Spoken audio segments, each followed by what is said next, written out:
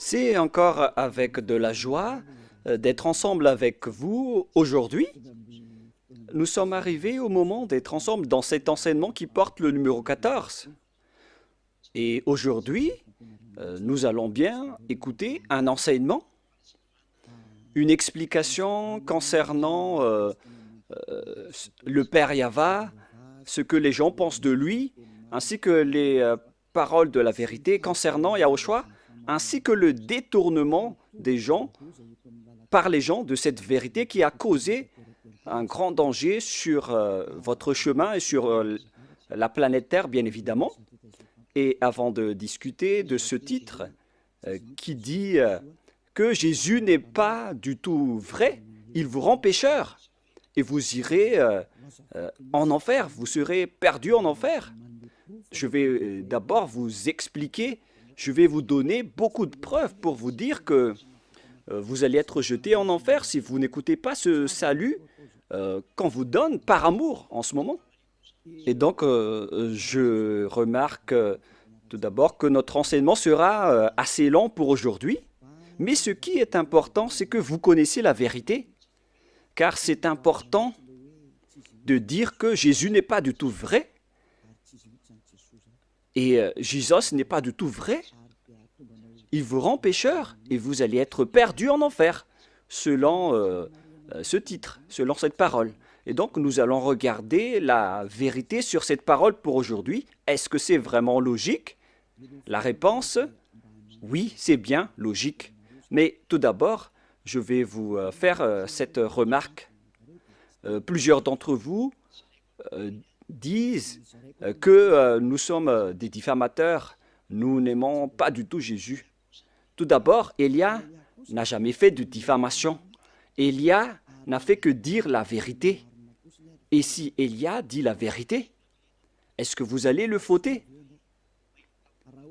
Si, par exemple, je vois une personne qui est en train de mourir et qui va être jetée en enfer, et j'ai les preuves pour vous le dire dans la vérité, et que c'est la vérité, et moi je vous dis que voilà la preuve que vous irez en enfer, et vous suivez les faux dieux.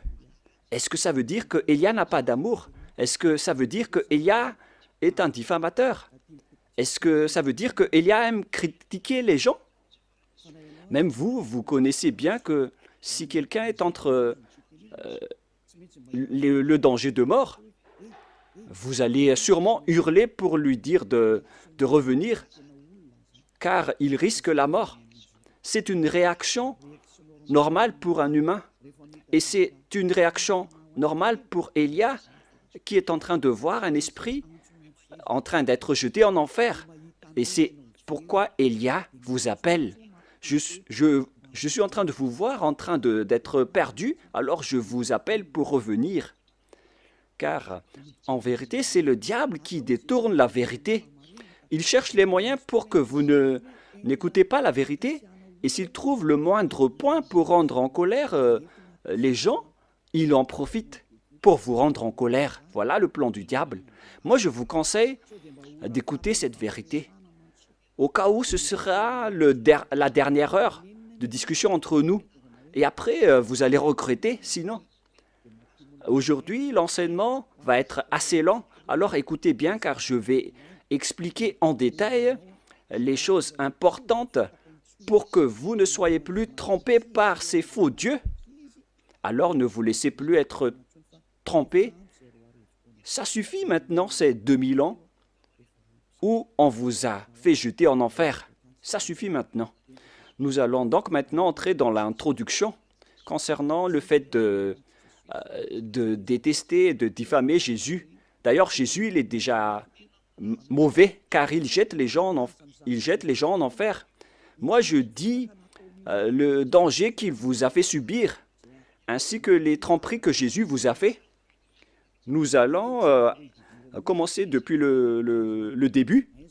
D'abord, vous allez écrire 1 dans votre prise de notes d'enseignement. En fait, Jésus vous a rendu pécheur jusqu'à aujourd'hui et auparavant jusqu'à maintenant. Voilà la question pour vous. quiconque suit Jésus, moi je suis déjà allé en Inde, en Afrique, à Togo et aux Comores. Voilà les pays qu'il y a déjà visités. J'ai déjà également visité l'Éthiopie. Voilà donc les régions euh, que j'ai visitées et j'ai déjà discuté avec les habitants de ces pays. Mais chacun de ces pays, dans chacun de ces pays, que ce soit les musulmans ou les faux chrétiens, ils disent toujours qu'ils sont pécheurs, surtout ceux qui disent chrétiens, alors que ce sont des faux chrétiens. D'ailleurs, le nom chrétien n'est plus correct car le faux Dieu l'a déjà pris.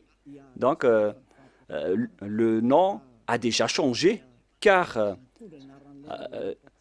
ce terme porte déjà le nom du faux Dieu, donc ce n'est plus correct.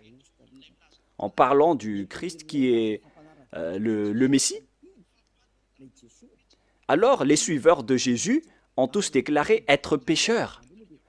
Et d'ailleurs, le siège des catholiques romaines, vous le connaissez déjà que c'est au Vatican.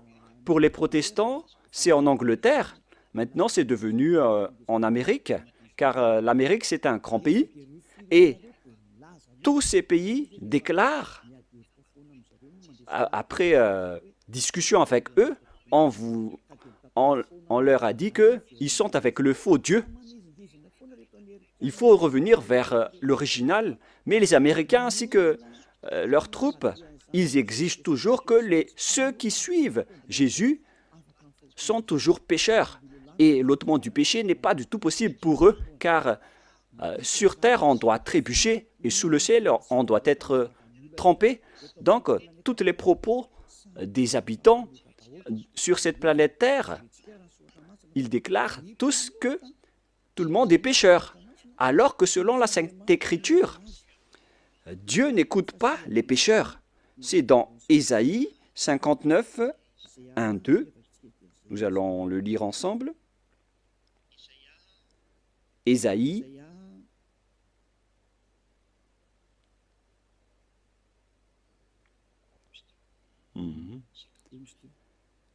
59, Ésaïe 59, 1, 2. Voilà. Ésaïe 59, 1 et 2. Vous pouvez suivre à travers l'écran. Non, la main de Yahva n'est pas trop courte pour sauver, ni son oreille dure pour entendre. Mais ce sont vos crimes qui mettent une séparation entre vous et votre Dieu, et ce sont vos péchés qui vous cachent sa face et l'empêchent de vous écouter. Selon donc la Sainte Écriture, il est directement dit que Dieu n'écoute pas les pécheurs. Même les prophètes l'ont déjà dit, que le Dieu d'Abraham n'écoute jamais et ne veut jamais écouter les pécheurs. Le Dieu d'Abraham déclare bien qu'il n'écoute pas les pécheurs. La question qu'on vous pose, pour vous qui m'écoutez, qui vous a écouté pour vous qui croyez être des fidèles ou des croyants alors que vous êtes toujours pécheurs? Qui vous a écouté? Vous voyez maintenant le grand danger pour votre esprit après votre mort. Et moi, je ne suis pas là pour sauver votre chair. Votre chair,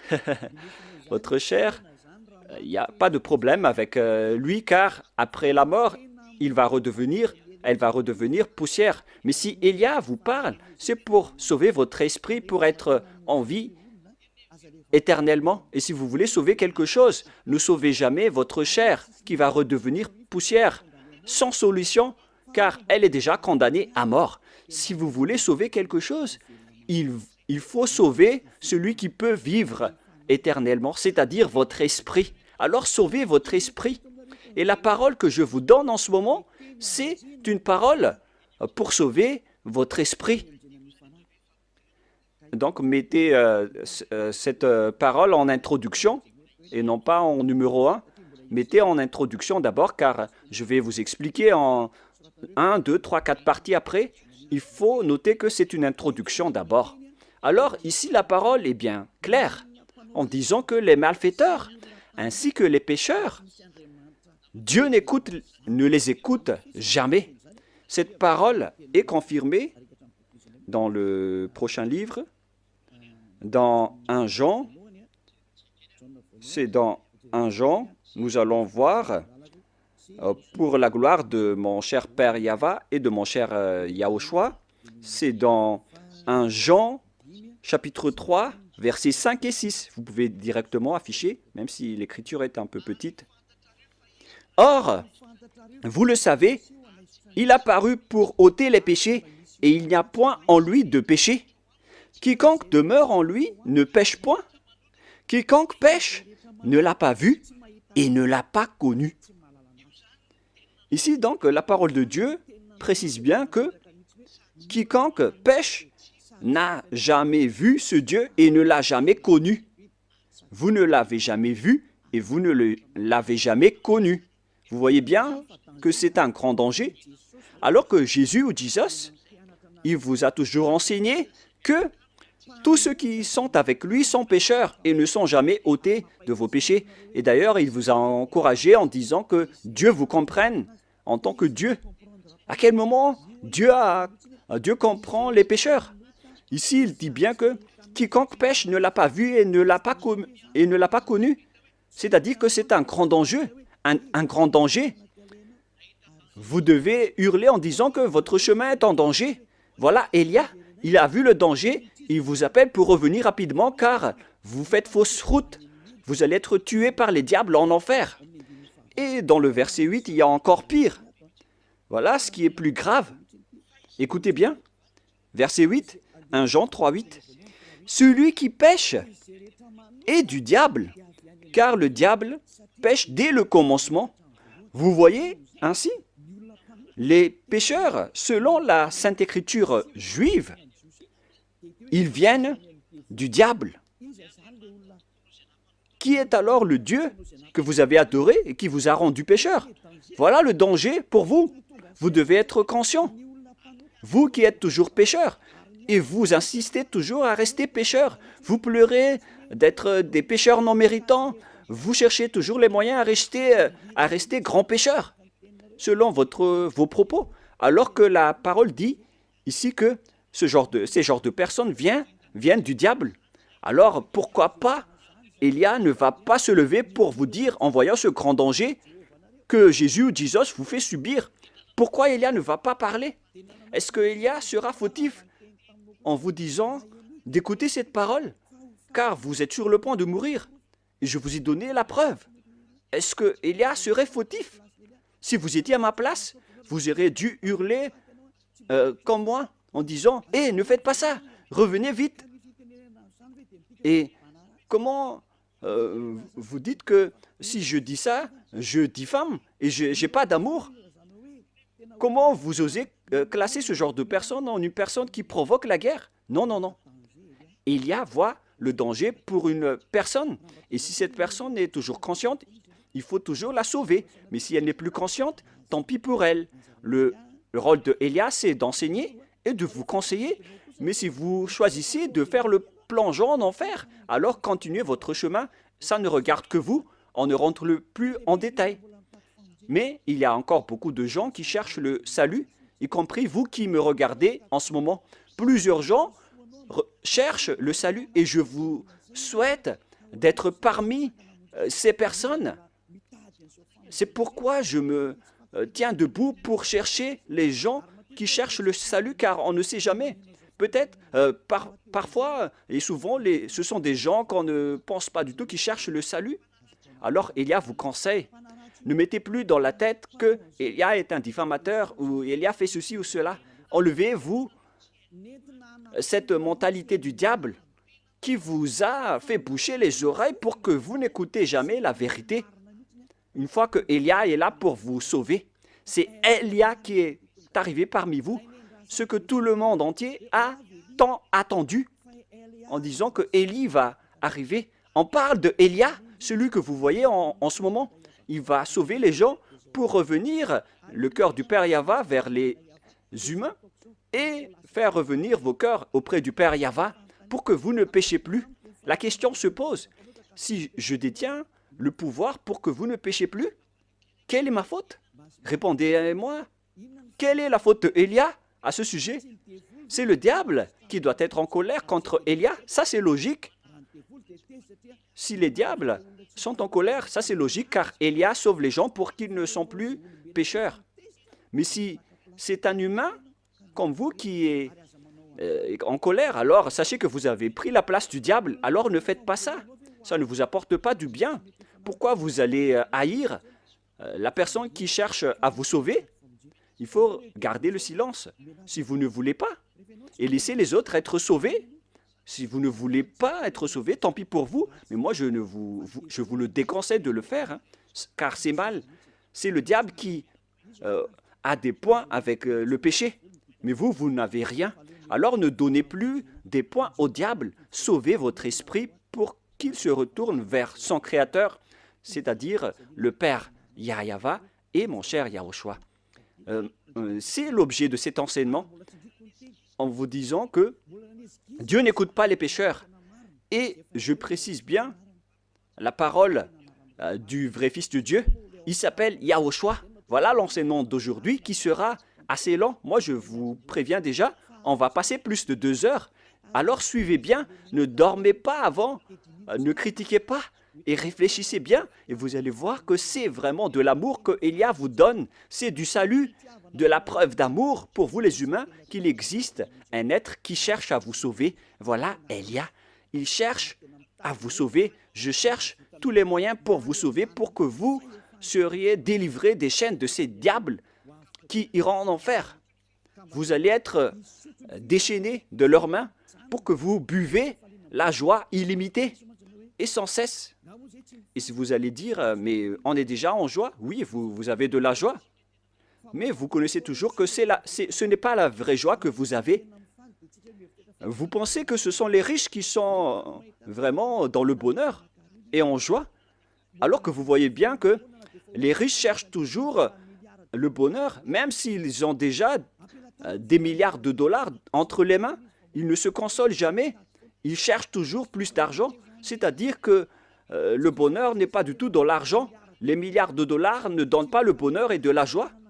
Même si vous avez tout, vous n'avez pas la joie, car pourquoi vous cherchez toujours à augmenter vos richesses? Mais lorsque vous ne péchez point, vous avez vraiment la joie illimitée. Et c'est ce que les gens en Yahushua possèdent, qu'ils ne veulent jamais abandonner, car ils vivent dans cela. Et c'est la joie des gens ôtés des péchés que Élia vous partage. C'est ça le vrai bonheur. C'est la personne qui ne pêche plus qui est la plus en paix sur cette planète Terre. Et si vous voulez avoir le bonheur et la paix, alors ne péchez plus et suivez Élia. Car Élia a été envoyé par Yahushua. Il est l'ambassadeur de Yahushua. Nous allons donc voir la parole du vrai Créateur, le Fils du vrai Créateur, Yahweh. Et le nom de son Fils, c'est Yahushua. Je vais encore vous les expliquer, le nom du Père Yahweh et Yahushua. Mais nous sommes encore dans l'introduction, même si c'est assez lent. On doit partir de là pour tout voir. On va voir donc la parole du Fils du vrai Créateur. Et le nom de son Fils, c'est Yahushua. C'est dans Jean chapitre 5, à partir du verset 14, si je ne me trompe pas. Jean 5, 14. Depuis, Yahushua le trouva dans le temple et lui dit, « Voici, tu as été guéri, ne pêche plus, de peur qu'il ne t'arrive quelque chose de pire. » Lorsque vous êtes bien avec ce vrai Dieu, alors répétez cette parole. « Ne péchez plus, car tu as été guéri déjà. Et si tu commets encore des péchés, le pire va t'arriver. » Cette parole est bien claire.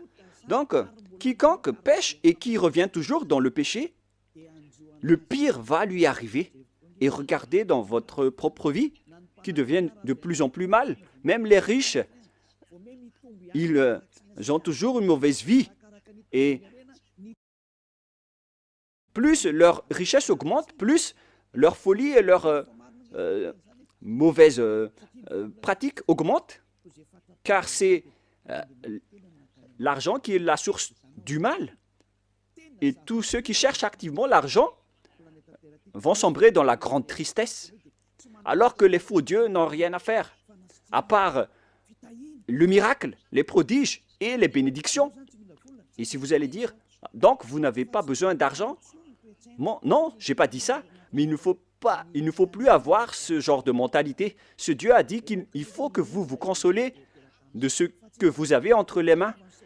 Ne creusez pas toujours avec votre tête, car au final, vous allez faire autre chose, jusqu'à faire des trafics humains, des trafics d'argent, des trafics d'organes, des kidnappings, des escroqueries, car vous cherchez toujours de l'argent et ça, vous allez terminer ainsi.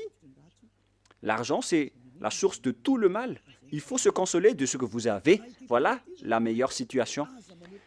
Cette parole dit qu'il ne faut plus jamais pécher. Tu as été guéri, ne pêche plus, de peur qu'il ne t'arrive quelque chose de pire. Mais regardez votre propre chemin. Vous qui dites que vous avez été guéri par Jésus, vous avez eu ces bénédictions. Où est-ce que vous êtes allé? Est-ce que vous êtes déjà ôté des péchés?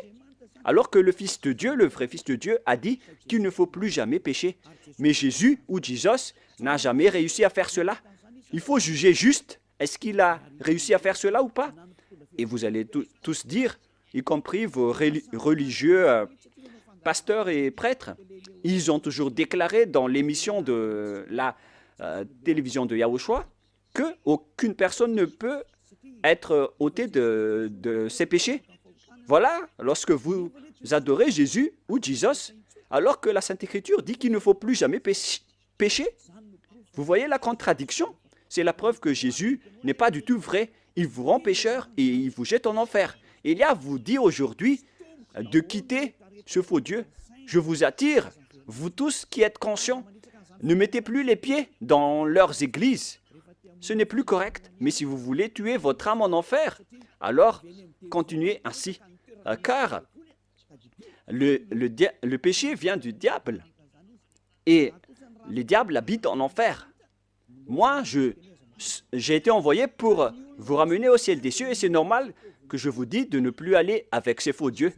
Et les gens que Élia appelle, ce sont les gens qui veulent être sauvés. Si vous ne voulez pas être sauvés, alors ne suivez pas mes paroles.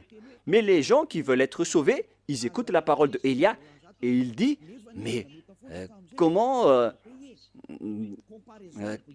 réfléchir à cette parole qui dit qu'il ne faut plus pécher alors que j'étais toujours pécheur? La comparaison oblige. L'autre dit qu'il faut pécher et l'autre dit qu'il ne faut plus pécher. La logique, c'est de suivre celui qui ne pêche plus. Voilà la vérité. Automatiquement, la décision, c'est de vous rapprocher de celui qui ne pêche plus. Et celui qui a porté cette parole, c'était seulement Élia sur votre planète Terre. Et on m'a persécuté pendant 40 ans, pendant que j'ai fait les œuvres de Yahushua à ce sujet. On m'a persécuté. C'est pour vous dire que Élia est venu par amour, mais ce sont les diables qui le détestent et qui vous rendent en colère. Alors ne vous laissez plus être provoqué. Écoutez la vraie parole maintenant. Écoutez la parole de Élia. Élia est arrivé pour vous sauver, pour vous donner la joie éternelle, pour que vous reveniez vers votre vrai Créateur qui s'appelle Yahushua.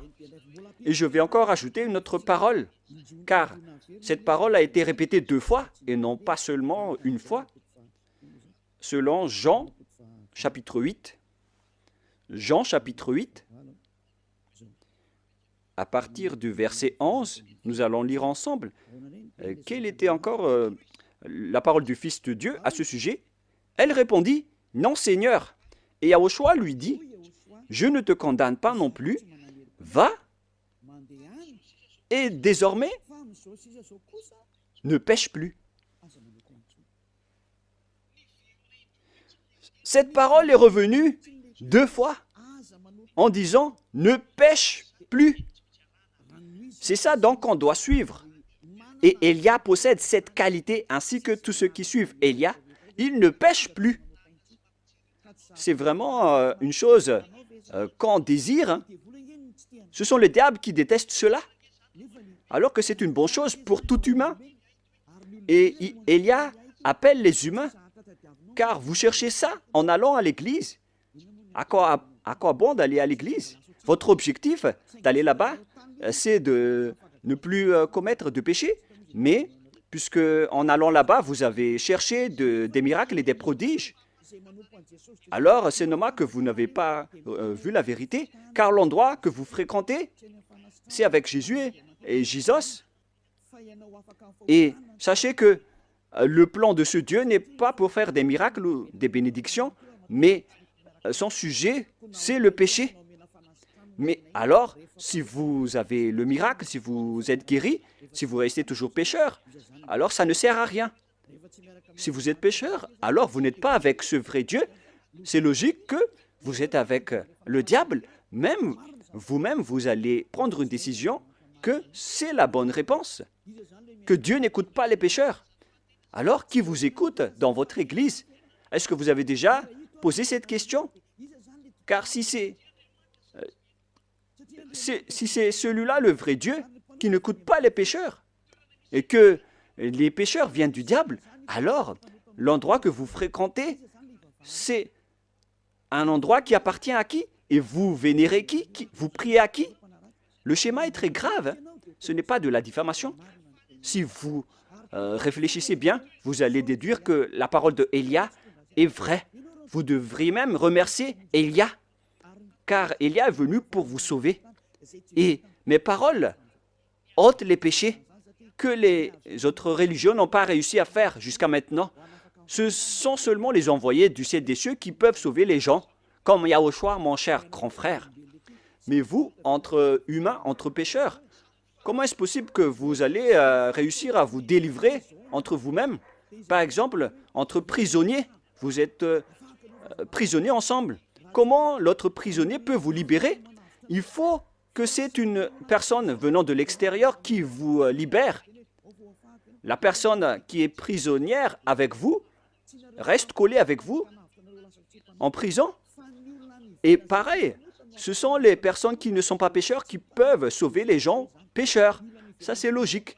Ce sont les gens à l'extérieur de la prison qui peuvent libérer les gens à l'intérieur de la prison et non pas les gens qui sont à l'intérieur de la prison.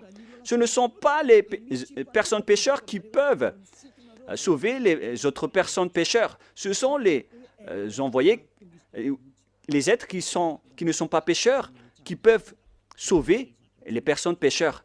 C'est pourquoi Élia est arrivé. Alors, n'écoutez plus les faux dieux, car au final, ce vrai Dieu va être en colère contre vous, car on est en train de vous sauver. Pourquoi vous faites encore de grands propos?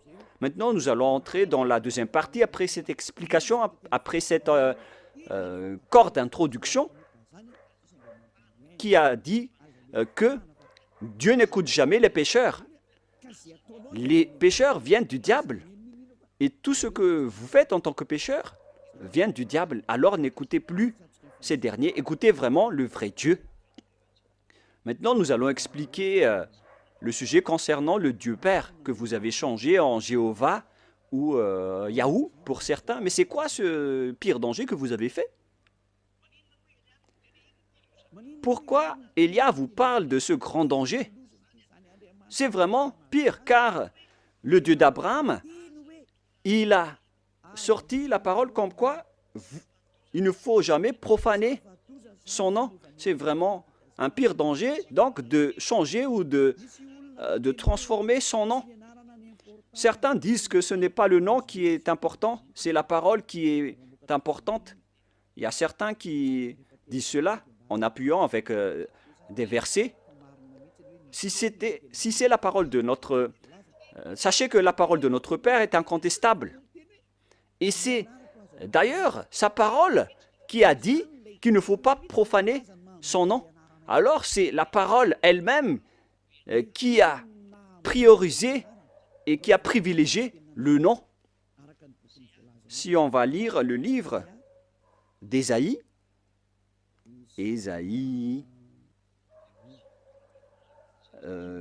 c'est dans le chapitre 48, 11, si je ne me trompe pas. Ah, où elle est passée? Voilà.